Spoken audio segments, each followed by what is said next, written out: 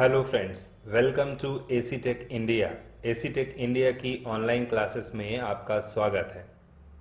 आज के इस वीडियो में हम लोग जानेंगे वायरस के बारे में, उसके सिम्टम्स और टाइप्स के बारे में, और साथ में ये भी जानेंगे कि वायरस को कौन बनाता है, क्यों बनाता है, और अपने सिस्टम को वायरस से कैसे बचाया जाए। हमारे सिस्टम में बहुत तरह के प्रोग्राम्स पड़े होते हैं, सॉफ्टवेयर्स इंस्टॉल किए जाते हैं, जिन्हें हम अपनी नीड के अकॉर्डिंग इंस्टॉल करते हैं अपनी जानकारी में। वायरस भी बाकी के प्रोग्राम्स की तरह ही एक छोटा सा प्रोग्राम है, पर यह हमारे सिस्टम में बिना हमारी जानकारी के इंस्टॉल होता है। इसका पूरा नाम है vital information resources under seize. इसको मैलिसियस प्रोग्राम, मलवेयर या रूटकिट्स भी कहा जाता है। ये प्रोग्राम या वायरस हमारे सिस्टम पर आकर के हमारे सिस्टम का नुकसान पहुंचाते हैं, जैसे कि ये हमारे सिस्टम के बूट सेक्टर को डिफेक्ट कर सकते हैं, जिससे कि हमारा सिस्टम बूट नहीं हो पाएगा। हमारे सिस्टम में पड़ी हुई फाइल्स को करप्ट कर सकता है, हमारे सिस्टम के पर्टिकुलर प्रोग्राम के कोड को चेंज कर सकता है, हमारे सिस्टम के ऑपरेटिंग सिस्टम को करप्ट कर सकता है। इसके अलावा कुछ वायरस ऐसे होते हैं जो अपने आप को रिप्लिकेट करते हैं, खुद की कॉपी बनाते हैं, और ये रिप्लिकेशन चलता रहता है, जिससे कि हमारे सिस्टम की मेमोरी वायरस से फुल हो जाती है और सिस्टम हैंग होना शुरू हो जाता है। अगर हम बात करें पहले वायरस की, तो 1982 में ये पहला वायरस डेवलप किया गया था, जिसे क्रीपर नाम दिया गया था। इसके अलावा अगर पहले पीसी वायरस की बात की जाए तो वो सी ब्रेन है, जो एक बूट सेक्टर वायरस माना जाता है। कुछ और भी एग्जाम्पल हमने यहाँ पे दिए हुए हैं, इनको हम लोग आगे समझते हैं। किसी भी तरह का वायरस हमारे कंप्यूटर सिस्टम के लिए खतरनाक होता है, जो किसी न किसी तरह का नुकसान पहुंचाता है, इसलिए अपने सिस्टम को वायरस से बचाना होता है। कुछ वायरस ऐसे भी होते हैं जो हमारे सिस्टम पे बिना हमारी जानकारी के इंस्टॉल होते हैं और हमारे सिस्टम पे पड़ी हुई इंफॉर्मेशंस को किसी दूसरी पार्टिकुलर डिवाइस या सिस्टम तक भेजते रहते हैं, नेटवर्क का यूज करके। ऐसे वायरस को स्पाईवेयर कहा जाता है, जो हमारे इंफॉर्मेशंस को चुराते हैं हमारे सिस्टम से और दूसरी जगह पे भेजते रहते हैं। कुछ प्रोग्राम या सॉफ्टवेयर ऐसे भी होते हैं जो हमारे सिस्टम पे इंस्टॉल किए जाते हैं, जो हमारे सिस्टम में एक एक रिकॉर्ड और हिट्स को ट्रैक करते रहते हैं। अगर हम अपने कीबोर्ड से एक कैरेक्टर भी प्रेस करते हैं तो वो भी रिकॉर्ड होता रहता है कि हमने ये कैरेक्टर प्रेस किया है। जैसे की लॉगर एक ऐसा ही सॉफ्टवेयर है, ये भी एक वायरस का ही टाइप है। यहाँ पे कुछ सिम्टम्स दिए गए हैं वायरस के। अगर इनमें से कोई सिम्टम्स आपको नजर आते हैं अपने सिस्टम पे, तो इसका मतलब आपका सिस्टम वायरस से प्रभावित है। जैसे कि सिस्टम का हैंग होना। सिस्टम के हैंग होने के कई सारे रीजन होते हैं। हो सकता है आपके सिस्टम की रैम का साइज कम हो और बड़े सॉफ्टवेयर आप चलाते हैं तब भी सिस्टम हैंग होता है, या फिर आप कमांड्स ज़्यादा पास करते हैं और आपका प्रोसेसर इतनी तेजी से आपके कमांड्स को प्रोसेस नहीं कर पाता है, तब भी आपका सिस्टम हैंग होता है। पर यूजुअली अगर आपका कंप्यूटर नॉर्मल वे पे चलता है और अचानक से हैंग होना शुरू हो जाता है, जबकि आप नॉर्मल वे में वर्क करते हैं जैसे कि आप हमेशा करते हैं, तो इसका एक कारण वायरस भी हो सकता है, क्योंकि वायरस आने के बाद भी सिस्टम हैंग होना शुरू हो जाता है। अगर वायरस अपनी खुद की कॉपी बनाता है, रिप्लिकेट करता है, तो मेमोरी वायरस से फुल हो जाती है और आपका प्रोसेसर उन वायरस प्रोग्राम्स को प्रोसेस करने में बिजी रहता है, तो आपके एक्चुअल प्रोग्राम्स को प्रोसेस करने का टाइम नहीं मिलता है। ऐसे में वो बाकी के प्रोग्राम्स को क्यू में लगा करके छोड़ देता है और आपका सिस्टम हैंग हो जाता है। इसके अलावा slower internet processing, unexpected computer behaviour. अगर आपका कंप्यूटर नॉर्मल बिहेव से हट के कुछ बिहेव कर रहा है, तो इसका मतलब हो सकता है आपके सिस्टम पे वायरस हो। अगर आपके एप्लीकेशंस या सॉफ्टवेयर जो सिस्टम पे पड़े हुए हैं वो प्रॉपरली वर्क नहीं कर रहे हैं, उनकी स्पीड स्लो हो गई है, सिस्टम की बूटिंग स्लो हो गई है, नॉर्मली सिस्टम जितना टाइम लेता था ऑन होने में उससे ज़्यादा टाइम ले रहा है, या फिर सिस्टम की परफॉर्मेंस स्लो हो गई है, कुछ अनयूजुअल से मैसेजेस आ रहे हैं स्क्रीन पे, कई तरह के चेंजेस जो आपको लगता है कि आपने नहीं किए हैं, आपके बिना परमिशन के सिस्टम पे हो गए हैं, या अचानक से कुछ ब्लू कलर की स्क्रीन का आना, क्रैशेस हो जाते हैं सिस्टम पे, पॉपअप्स आना, कुछ प्रोग्राम्स जो अननोन है आपके लिए, आप उन्हें जानते नहीं हैं, आपने उन्हें इंस्टॉल नहीं किया है, कुछ फाइल्स हैं या शॉर्टकट्स हैं जो आपको दिख रहे हैं, अननोन से हैं, जिन्हें आपने इंस्टॉल नहीं किया, अभी तक आपके सिस्टम पे नहीं दिख रहे थे, कुछ दिनों से या अभी से आपको दिखाई देने शुरू हो गए हैं। आपके नेटवर्क की एक्टिविटीज चेंज हो गई हैं, ईमेलिंग हो सकता है, मैसेजेस जा रहे हों आपके फ्रेंड्स के पास वायरस के थ्रू।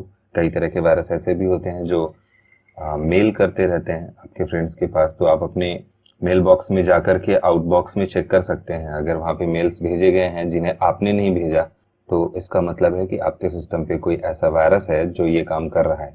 इसके अलावा आपकी डिवाइसेस को करप्ट कर सकता है, आपके सिस्टम के सिक्योरिटी सिस्टम को डिसेबल कर सकता है, या कुछ एक्स्ट्रा एक्टिविटीज आपके सिस्टम पे हो सकती हैं, जैसे कि कीबोर्ड की कोई की प्रेस हो जाना या माउस का क्लिक ऑटोमेटिक होना। इस तरह के कुछ फंक्शंस होने लग जाते हैं वायरस की वजह से, या कुछ स्ट्रेंज एक्टिविटीज हैं, कुछ अजीब सा एक्शन हो रहा है, एक्टिविटीज हो रही हैं आपके कंप्यूटर में जो पहले नहीं होती थी। तो ये सारे रीजंस हो सकते हैं जिनसे पता चलता है कि आपका सिस्टम किसी वायरस से प्रभावित है। आइए जानते हैं वायरस के कुछ टाइप्स के बारे में।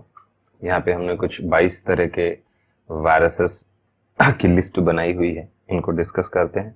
जैसे कि रेजिडेंट वायरस हैं, ये सभी तरह के वायरस आपके सिस्टम पे इंटरनेट के माध्यम से आते हैं, या फिर हो सकता है आपने कोई एक्सटर्नल डिवाइस या पेन ड्राइव लगाई हो जिसमें वायरस रहा हो और उस पेन ड्राइव के थ्रू आपके सिस्टम पे वो वायरस आ गया हो। ये वायरसेस आपके सिस्टम पे आकर के खुद को इंस्टॉल करते हैं, रिप्लिकेट करते हैं, या आपके सिस्टम में पड़ी हुई इंफॉर्मेशंस को कहीं दूसरी जगह भेजते हैं।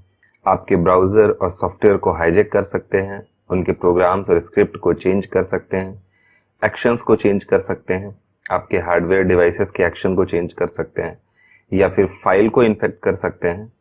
हो सकता है आप किसी फाइल को ओपन करने की कोशिश कर रहे हैं और वो ओपन ना हो, या ओपन होने के बाद आपको वो डेटा ना मिले जो आपने उस फाइल पे स्टोर करके रखा हुआ था। ये वायरस सिस्टम पे आकर के कुछ एन्क्रिप्टेड कोड जनरेट करते हैं, फाइल्स को ओवरराइट कर सकते हैं, डायरेक्टरीज और सेक्टर्स को डिफेक्ट करते हैं। सिस्टम में जो फाइल एलोकेशन टेबल होती है, मेमोरी का जो ऑर्गेनाइजेशन होता है, उसको डिस्टर्ब कर सकते हैं, करप्ट कर सकते हैं। कई बार वायरस आपके सिस्टम पे कुछ अननोन फाइल्स और डेटा के रूप में भी आते हैं, जिन्हें हम लोग फिशिंग पेज कहते हैं। जैसे कि आप SBI की वेबसाइट चलाते हैं या किसी कंपनी की वेबसाइट चलाते हैं, तो हो सकता है उस कंपनी का एक डुप्लीकेट पेज आपके सामने आए और एक नज़र में आप उसे पहचान नहीं सकते हैं कि वो एक्चुअल है या फिर डुप्लीकेट है। आप उस पर काम करना शुरू करेंगे या अपनी कोई इन्फॉर्मेशन एंटर करेंगे, वो पेज आपको हैंग करेगा थोड़ी देर के लिए, और जब तक आप उससे बाहर निकलेंगे तब तक आपकी इन्फॉर्मेशन किसी दूसरी जगह पे पहुंच चुकी होगी। तो ऐसे पेजेस को फिशिंग पेज कहते हैं, जो किसी दूसरी वेबसाइट या दूसरे पेज की जगह पे आते हैं, एक वायरस की तरह आपकी इन्फॉर्मेशन को चुराने के लिए। आइए डिस्कस करते हैं कि वायरस क्यों बनाए जाते हैं और इन्हें कौन बनाता है। वायरस को बनाने का सबसे पहला रीजन है पायरेसी को रोकना।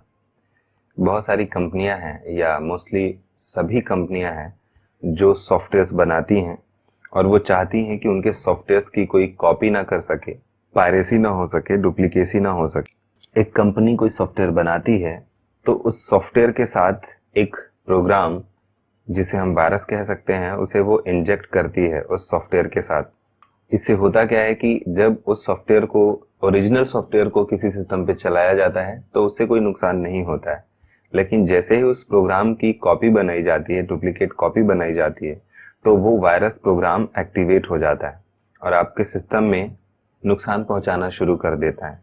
यही रीज़न है कि हम लोग पायरेटेड सॉफ्टवेयर्स, विंडोज़ या ऑफिस पैकेजेस यूज करते हैं, तो इनको एक टाइम के बाद हमें चेंज करना पड़ता है, सिस्टम को फॉर्मेट करना होता है, क्योंकि ये सब पायरेटेड सॉफ्टवेयर है और इनके साथ वायरस प्रोग्राम्स होते हैं जो पायरेसी को रोकने के लिए इनके साथ इंस्टॉल किए जाते हैं। इसके अलावा बहुत सारी कंपनियां जो एंटीवायरस बनाती हैं, वो भी वायरस बनाती हैं ताकि उनका एंटीवायरस चले, क्योंकि जो एंटीवायरस प्रोग्राम होता है उसके पास मार्केट में जितने भी वायरस हैं उन सबकी डेफिनेशन होती है, और आपके सिस्टम पे जो एंटीवायरस इंस्टॉल होता है वो उन डेफिनेशन के अकॉर्डिंग वायरस को पहचानता है। और अगर मार्केट में कोई नया वायरस आया हुआ है आपके सिस्टम पे तो उसको वो पहचान नहीं पाता है। इसलिए टाइम टू टाइम आपके एंटीवायरस को अपडेट करना होता है, ताकि मार्केट में जो नए वायरस आए हैं उनकी डेफिनेशन भी आपके एंटीवायरस में आ जाए। तो अगर किसी कंपनी ने अपना एंटीवायरस बनाया है तो वो भी कई तरह के वायरस बनाती है और उनकी डेफिनेशन अपने एंटीवायरस में इंस्टॉल करती है।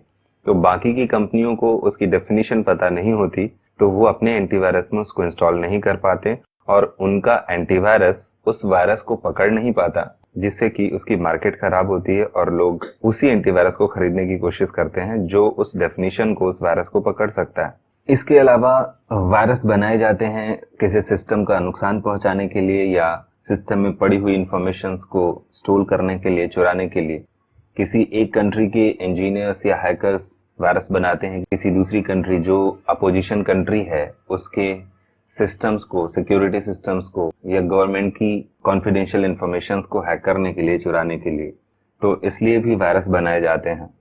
या फिर कुछ नौसिखिए भी होते हैं जो हैकिंग सीखते हैं, प्रोग्रामिंग सीखते हैं और कुछ दिन बाद जब वो थोड़ी बहुत प्रोग्रामिंग सीख जाते हैं तो छोटे मोटे वायरस बना करके इंटरनेट में उन्हें अपलोड करना शुरू करते हैं या किसी के सिस्टम पे इंस्टॉल कर देते हैं या फिर सेंड करते हैं इंटरनेट या मेल के थ्रू। तो वो आपके सिस्टम पे ईमेल आता है, आप उसे ओपन करते हैं और आपको पता भी नहीं चलता है और वो इंस्टॉल हो जाता है वायरस आपके सिस्टम पे और आपके सिस्टम का नुकसान पहुंचाना शुरू कर देता है या फिर इंफॉर्मेशंस को चुरा करके ऑनलाइन दूसरी जगह, दूसरे सिस्टम के पास भेजता है किसी रिमोट लोकेशन में जहां से उसको ट्रैक किया जा रहा होता है, जहां से उसको भेजा गया होता है। तो इस तरह से वायरस बनाए जाते हैं। अपने सिस्टम को वायरस से बचाने के लिए ये आवश्यक है कि आप अपने सिस्टम में पड़े हुए सॉफ्टवेयर्स को अपडेट करके रखें। सिस्टम में जो सिक्योरिटी सिस्टम है, फायरवॉल है या एंटीवायरस है, उसको अपडेट करके रखें। और सिस्टम में अगर आप इंटरनेट यूज करते हैं तो बहुत ही केयरफुली यूज करें और कोई एक्सटर्नल डिवाइस, पेन ड्राइव आप अपने सिस्टम पे लगाते हैं तो बहुत ही केयरफुली उसको यूज करें, उसको स्कैन करें, उसके बाद ही सिस्टम पे यूज करें। अपने सिस्टम पे एंटीवायरस को इंस्टॉल करके रखें और उसे अपडेट करके रखें। और किसी रीज़न से अगर आपके सिस्टम पे वायरस आ जाते हैं तो फिर आप अपने सिस्टम को सेफ मोड में लगा करके पूरे सिस्टम को स्कैन कर सकते हैं एंटीवायरस से। कोई अच्छा एंटीवायरस इंस्टॉल करके रखें। अगर एंटीवायरस किसी सॉफ्टवेयर को पकड़ नहीं पा रहा है तो फिर आप उसे रिस्टोर कर सकते हैं किसी बैकडेट पे। और कई बार ऐसा भी होता है, कुछ वायरस ऐसे भी होते हैं कि रिस्टोर करने पे भी नहीं जाते हैं। तो आप अपने सिस्टम में इंफॉर्मेशन या डेटा का बैकअप लेके रखें और वायरस आने की सिचुएशन में अगर वो एंटीवायरस की पकड़ में नहीं आ रहा है या रिस्टोर करने से भी नहीं जा रहा है तो फिर आपको सिस्टम को फॉर्मेट करना पड़ेगा। तो अपने डेटा का बैकअप करके रखें और सिस्टम को फॉर्मेट करें। तो इस तरीके से हम वायरस से बच सकते हैं। So friends, that's all for this lecture. AC tech India की ऑनलाइन क्लासेस में अगर आपको कोई प्रॉब्लम हो रही है तो आप कांटेक्ट कर सकते हैं। Thanks for being with us. Thank you for watching.